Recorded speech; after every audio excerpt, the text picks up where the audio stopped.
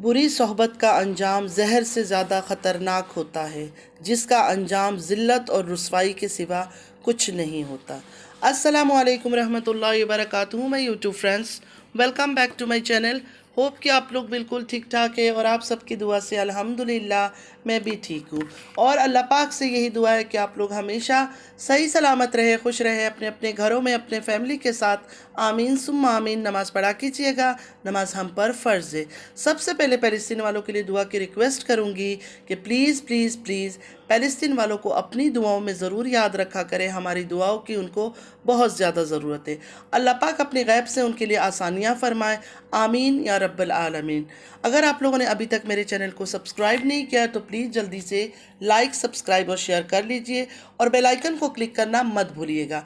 Bell icon click करने से ये होगा कि जब भी मैं कोई वीडियो अपलोड करूँगी सबसे पहले नोटिफिकेशन आप लोगों को मिलेगा। चलिए स्टार्ट करते हैं आज का रिएक्शन को स्टार्ट से लेकर एंड तक सुनिएगा ज़रूर, बिल्कुल स्किप मत कीजिएगा। मैं आज तारा का कल वाला ब्लॉग देखना चाहती थी जिसमें तारा ने, मैंने सुना, बड़ा ही ड्रामा नाटक कौसर के बारे में बुरा बुरा बोलती रही। मैंने सोचा वो सुन लेती हूँ और फिर उस पर मैं रिएक्शन दूँगी। लेकिन उसी टाइम मेरी एक फ्रेंड का व्हाट्सअप आ गया कि नहीं उसको छोड़, बहुत बुरा हो गया तारा के साथ, बहुत ही बुरा हो गया। तुम जाओ जाके काशू भैया जो है, तारा के जो विलेज वाले भाई है काशू भैया, उनका ब्लॉग देखो। आज उन्होंने 2 ब्लॉग अपलोड किया और दोनों को ज़रूर देखना प्लीज़। तो मैं गई, जाकर मैंने सुबह का भी चेक किया और शाम का चेक किया। तो मुझे ऐसा लगा कि पहले मैं शाम वाला देख लेती हूँ, क्योंकि शाम का जो टाइटल था ये था कि साजिद भाई ने सितारा बहन को थप्पड़ मारा, शानी की सितारा बहन से फ़ोन पर बात हुई। जिस तरह मेरी फ्रेंड ने कहा कि जल्दी जाओ जाके काशू भैया का ब्लॉग देखो,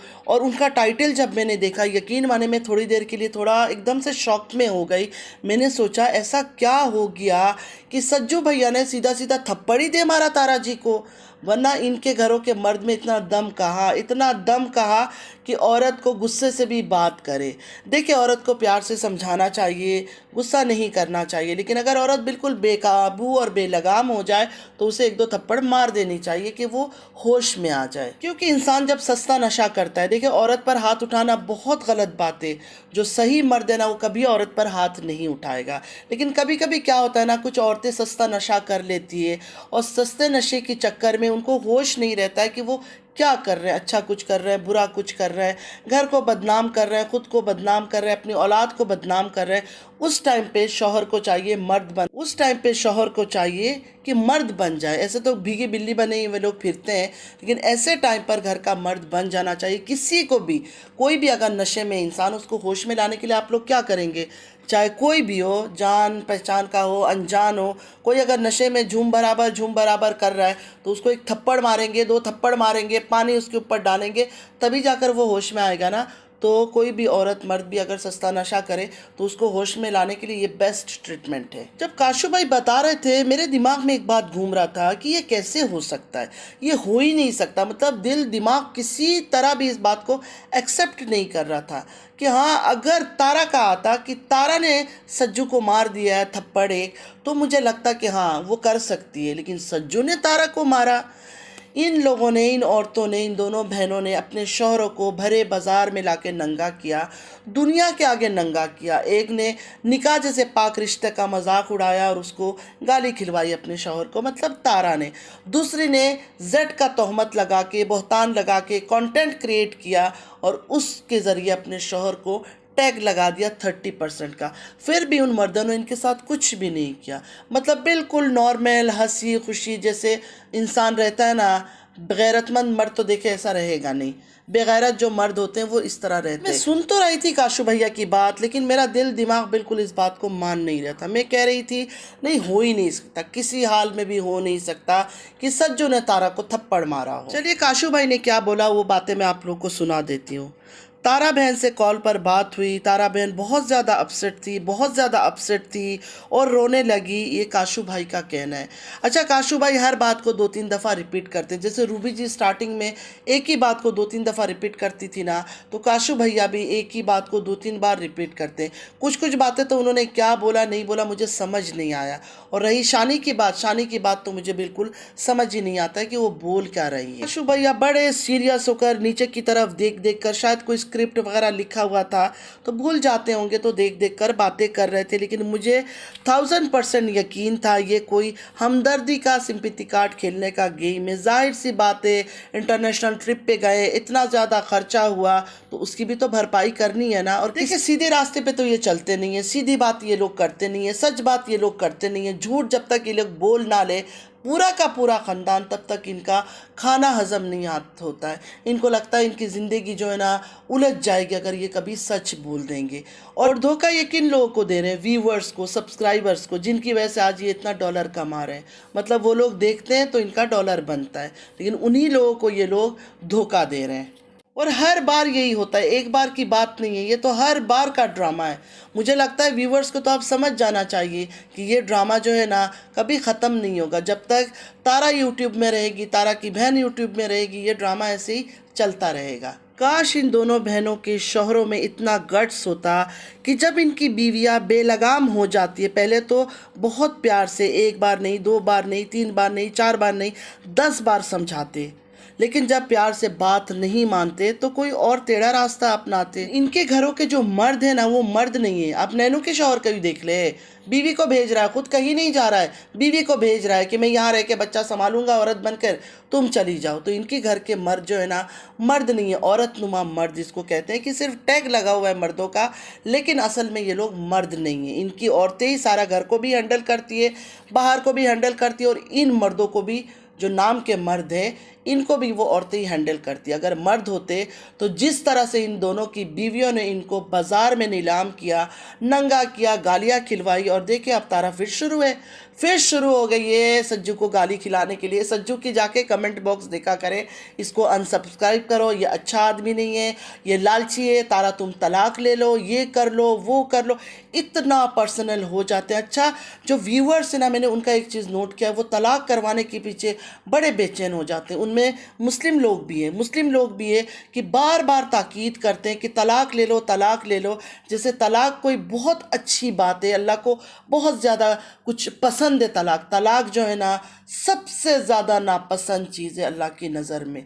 लेकिन हाँ, इस रिश्ते को गंदा करने से बेहतर है अगर दोनों का गुजारा नहीं है तो आपस में अलग अलग हो जाओ। लेकिन ये लोग व्यूअर जो सिर्फ दूर से यूट्यूब देखते हैं मूवी की तरह, इनका क्या हक बनता है कि तलाक ले लो, ये कर लो, वो कर लो। ऑफ कैमरा जो ये ड्रामा कर रहे हैं, कि आप लोग को पता नहीं है? ऑन कैमरा भी तो ये सब चीज़ें साबित हो गया कि ये लोग ड्रामा कर रहे हैं, नाटक कर रहे हैं, आपस में कोई लड़ाई झगड़ा नहीं होता है, कुछ नहीं होता है। कौसर एक बेजुबान औरत है, उस बेजुबान को लेकर आप लोग मानते हो कि वो तारा को तंग करती है? 2 साल से कभी किसी ने कौसर की ज़ोर से आवाज़ सुनी, कोई बात सुनी, कोई डिमांड सुनी? मैंने तो नहीं सुना आज तक कि कौसर कोई डिमांड कर रही है, मुझे ये लेकर दो, मुझे वो लेकर दो।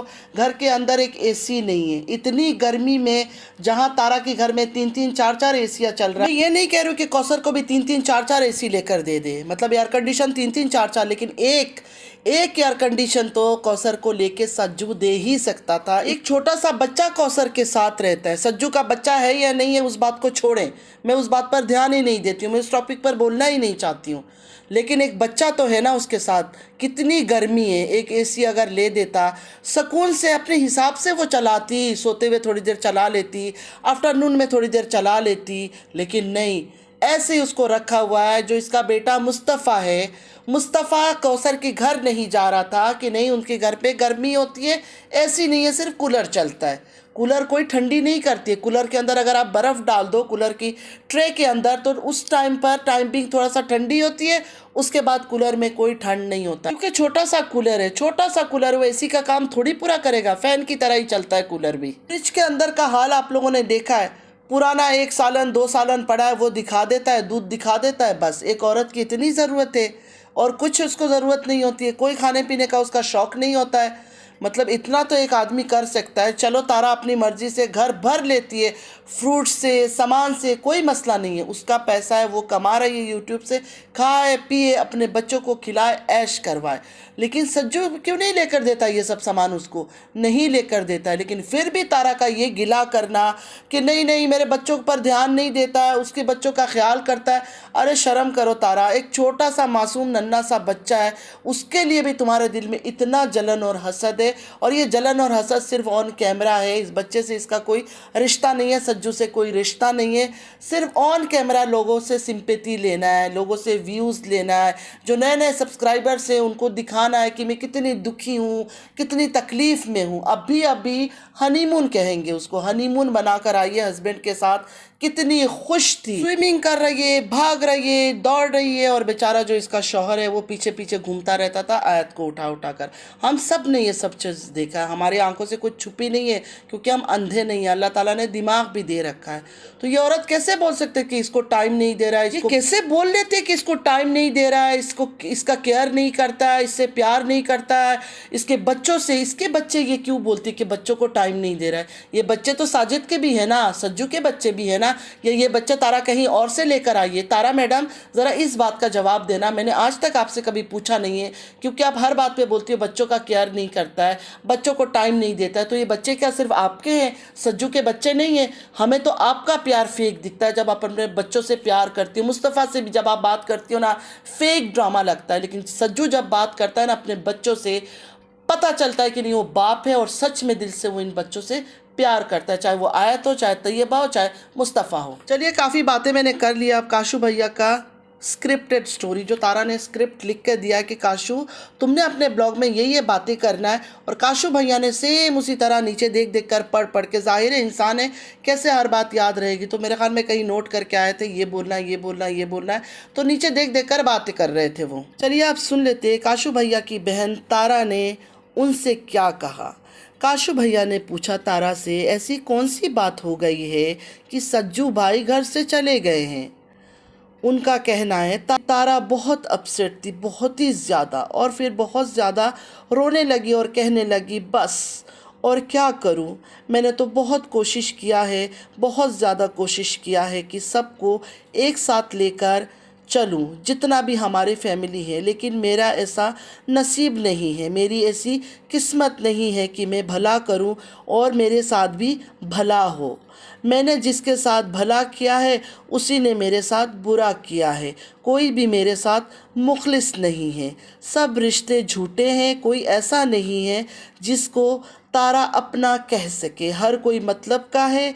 ये बातें सुनकर काशू भैया का दिल कुछ ज़्यादा ही दुख गया, और तारा ने ये भी कहा कि मैंने तो बहुत कोशिश किया, रिश्तों को उलझाओ नहीं, अपने आप को मैंने ख़त्म करके भी देखा है। मतलब तारा ने इतने सेक्रीफाइस किया, ख़ुद को बिल्कुल ख़त्म कर दिया, मार डाला, कि फिर भी घर वाले सब मिलजुल कर रहे, लेकिन ऐसा हो ना सका। तारा ने दोबारा जेड वाला स्टोरी का भी जिक्र किया कि उस टाइम पर भी मैंने अपने आप को ख़त्म कर दिया था, फिर भी लोगों ने मुझे नहीं छोड़ा। उसके बाद मैंने अपने आप को संभाला और सपोर्टरों ने भी बहुत साथ दिया, लेकिन जैसे ही मैं खुश होने लगती हूँ, जैसे ही मेरा मूड अच्छा होता है, जब मैं कभी कहीं जाती हूँ तो मेरे ऊपर कुछ ना कुछ पहाड़ आकर गिर जाता है। जैसे ही कश्मीर गई थी तो पहाड़ मेरे ऊपर गिरा था। मीन सलमा बाजी जो जेड की कहानी लाई थी उसको याद कर रही थी तारा। और अभी फिर जैसे ही मैं इंटरनेशनल ट्रिप से वापस आई तो पहाड़ मेरे ऊपर फिर से गिर गया। यकीन माने काशू भैया ने इतनी बार पहाड़ पहाड़ पहाड़ 3 बार पहाड़ का जिक्र किया ना कि मेरी हंसी नहीं रुक रही थी। इतना मुझे हंसी आ रहा था, इतना हंसी आ रहा था कि मेरे आंखों से पानी निकल आया कि ये कैसा पहाड़ है तारा के ऊपर जो बार बार गिरता है और तारा को एक स्क्रैच भी नहीं आता है। चलिए कंटिन्यू करते हैं काशू भैया की स्टोरी को। जो तारा, उनकी जो बहन है तारा बहन, उन्होंने जो बातें सुनाई। बहुत मेहनत किया मैंने, आप लोगों ने देखा होगा, और सज्जू बदल गए हैं, सज्जू बदल गए हैं, पहले वाले सज्जू नहीं रहे। अब तो बात बात पर गुस्सा हो जाते हैं, पता नहीं उनको क्या हो गया है। पहले की तरह मेरे साथ मुखलिस नहीं है जैसे पहले थे, जैसे मेरे लिए स्टैंड लिया था, मेरे ऊपर इल्ज़ामात की पछाड़ हुई थी। मुझे लगता है वो चीज़ अब उनमें नहीं है, ना बच्चों को इतना ज़्यादा टाइम देते हैं, और कोई भी काम हो तो बोलते हैं रमज़ान है ना, रमज़ान सॉल्व कर देगा, लेकिन रमज़ान हर बात तो सॉल्व नहीं कर सकता है। तारा का कहना है रमज़ान को तो मैं बच्चों की रिस्पॉन्सिबिलिटी नहीं दे सकती हूँ, जिम्मेदारियाँ बाप ही उठा सकता है। जब मैंने इन जिम्मेदारियों की बात किया तो सज्जू को बहुत गुस्सा आ गया, बहुत गुस्सा आ गया कि वो चले गए, मुझे और बच्चों को छोड़कर चले गए। ये सारी बातें सुनकर काशू भैया ने और शानी ने बहुत सारे दुआएं की तारा के लिए कि अल्लाह करम करेगा, अल्लाह बेहतर करेगा, आप हिम्मत करो। आगे चलकर इस काशी भाई ने जो बात किया ना, मैं पागलों की तरह हंस रही थी। बच्चे डर गए कि कहीं मम्मा पागल तो नहीं हो गई है। अच्छा, जिस बात को सुनकर मेरा हंस हंस के बुरा हाल था कि बच्चे डर गए थे कि अचानक हमारी माँ इतनी ज़ोर ज़ोर से क्यों हंसने लगी है, वो बात को गौर से सुनिए। काशू भैया ने कहा, तारा से कहा, मतलब अपनी बहन तारा से कहा काशू भैया ने, हम सज्जू को समझाएंगे और अगर समझाने के बाद भी सज्जू ना समझे तो कहते हैं ना, घी अगर सीधी उंगली से ना निकले तो उंगली को टेढ़ा कर लो। फिर इस आदमी ने काशू भैया ने अपनी उंगली से पूरा एक्ट करके दिखाया कि अगर ऐसे घी नहीं निकले तो किस तरह घी को निकालना है उंगली टेढ़ा करके। यकीन माने काशू भैया की बातें समझना बड़ा मुश्किल होता है, क्योंकि एक ही बात को घुमा फिरा के बोलते हैं और शायद उर्दू उनको इतना अच्छे से नहीं आता है, तो फिर उन बातों को थोड़ा समझना पड़ता है, मतलब थोड़ा मेहनत लगती है उनकी बातों को समझने के लिए। तो उनकी बातें तो हमने सुना, तो बाद में उन्होंने ये कहा कि अगर सज्जू ने बात नहीं माना, घी टेढ़ी उंगली से निकालने के बाद भी अगर बात बनी नहीं तो सज्जू की बॉयकॉट करेंगे। सारा फैमिली मेम्बर्स मिलकर, सारे ख़ानदान वाले मिलकर सज्जू का बॉयकॉट कर देंगे।